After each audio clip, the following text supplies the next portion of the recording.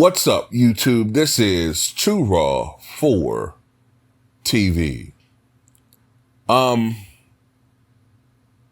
don't know if anybody else feels this way, but ESPN has to do something about their team covering the NBA Finals, man.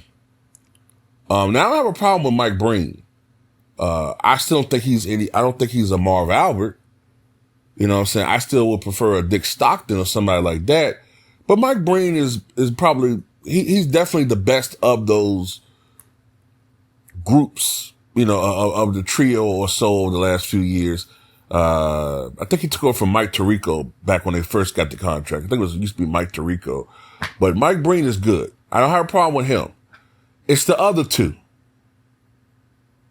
Doris Burke and JJ Redick are so boring.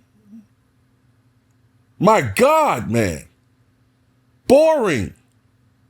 I don't know what in the world they were thinking getting rid of Mark Jackson and Jeff Van Gundy. I don't know why they did that. They were a great team. But, you know, according to the grapevine, Adam Silver didn't like the fact that that Jeff Van Gundy would make critical remarks about certain things with the NBA as far as this rule, this non-rule, and they need to change this and that. Supposedly he didn't like that. So he requested, matter of fact, he leaned on the network to get rid of Jeff Van Gundy. And I suppose that they got rid of Jeff Van Gundy, ultimately they decided to get rid of Mark Jackson too. But they put JJ boring ass Redick there, the know-it-all, and Doris Burke. I mean, she knows her stuff, man, but sometimes, man, her biases show, you know, just to say the least there. And it's just boring to hear them talk. It's boring. They don't really add much to the game. Don't get me wrong. I do like to have a commentator educate me on certain things. You know, I grew up listening to Hubie Brown, but Hubie Brown was also entertaining. I don't know. It was just a certain thing with Hubie Brown. Hubie Brown was like a wise, Yoda type figure, man. Do you know Hubie Brown has been affiliated with the NBA for, I believe, 76 of the 78 years that it's been around? If I'm not mistaken, I think he started attending games maybe from the beginning. No. I changed that. He's been attending NBA games since he was a kid. Matter of fact, yeah. The first season, it was 1946. I thought it was 1946. Hubie Brown, who's still active at age 90, first attended an NBA game its first season, 1946.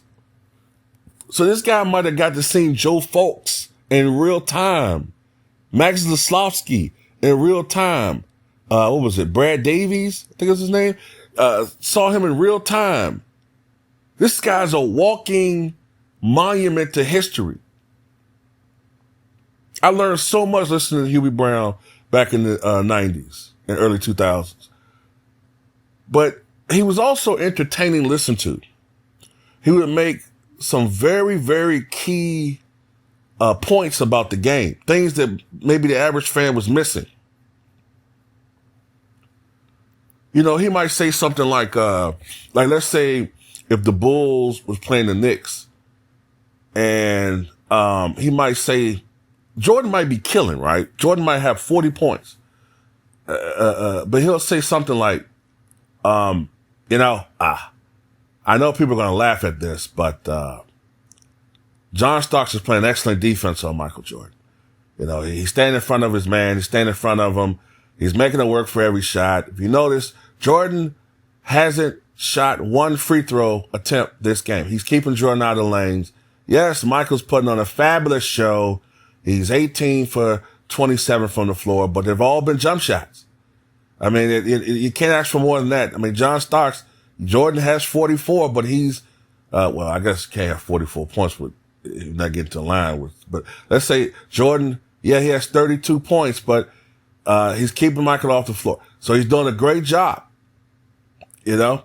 And you know, think about it, you're like, well, yeah, that's true. Everybody else will say, he got lit up. Today's Martin fan, he lit up Starks. But then you think about it like, well, yeah, you know what? He is making Mike work. Mike's just making some incredible damn shots. You just got to tip your hat to Michael. He's making some incredible shots, but John Starks is doing an excellent defensive job on Michael Jordan. It's just a case of offense beating great defense. He'll say something like that. So that's why we like, okay, you know what? That's true. These guys, I don't know, they make great, I guess, wonkish, nerdy type points, but some of the stuff goes over the head of the casual fan base. You know, and what I think JJ Redick needs to learn how to do is to explain things in a way that the average fan can understand. He's so used to trying to show how brainy he is, how smart he is. But when you're doing basketball coverage, you got to learn how to talk in a way that people can understand what you're saying. Because a lot of basketball fans are, let's be honest, because of the way they promote the game, a lot of basketball fans are casuals. So that's just my little rant for today, man. I don't like the coverage, man. I don't know about you guys, but that team sucks. Okay. I still don't know why they fired.